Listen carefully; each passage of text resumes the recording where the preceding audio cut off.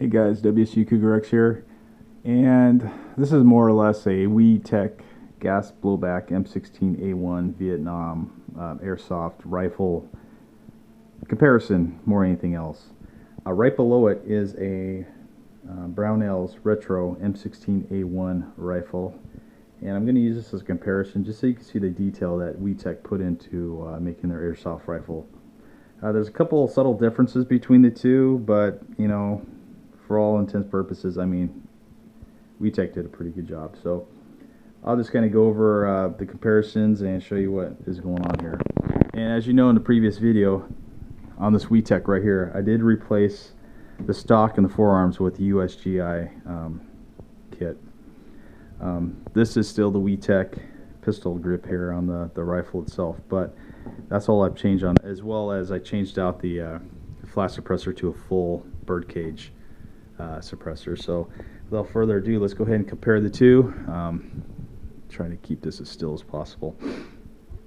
So in comparing the two rifles, as you can see, they're pretty similar. Just kind of pointing out the deficiencies with the WeTech, which is very few.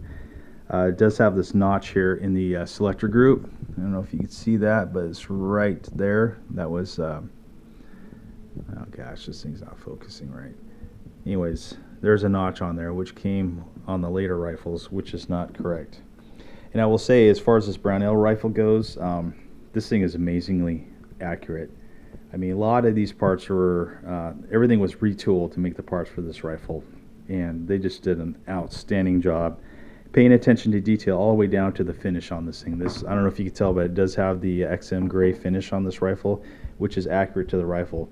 I don't know if you can see the contrast. I don't know if that was on purpose or if they accidentally put this charging handle on here, but that is black, and you can see the contrast between the two.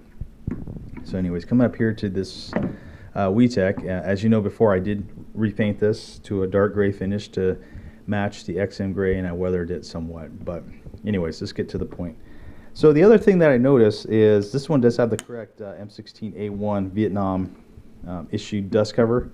If you notice, there's no ramp on it. It's just this little square, I don't know, piece of metal here. Okay. Whereas on the WeTech, it comes with the later A2 style dust guard, which really nobody's going to really see, but unless you're kind of a purist like me, you're going to notice stuff like that. The slip ring is correct. And we focus our attention to the barrel, and I said this in the previous video that the barrel on this is a little bit bigger in diameter compared to the A1. And as you can see, this is the A1 here. You can see the gap on the front sight post here. And again, subtle differences. All right, forward assist, pretty much the same.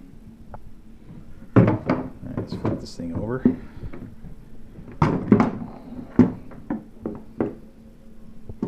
And I didn't notice much in the way of difference on this either.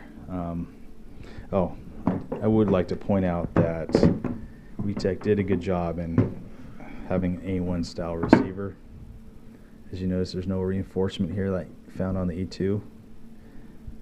Okay, same thing here. Okay.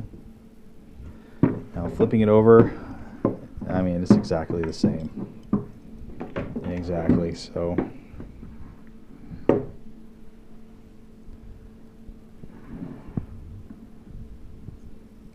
All right, well, that's all I have for you. Hopefully that helped out if anybody's trying to figure out if they're going to buy a WeTech airsoft or Vietnam reacting or just on display or what have you. So there you have it.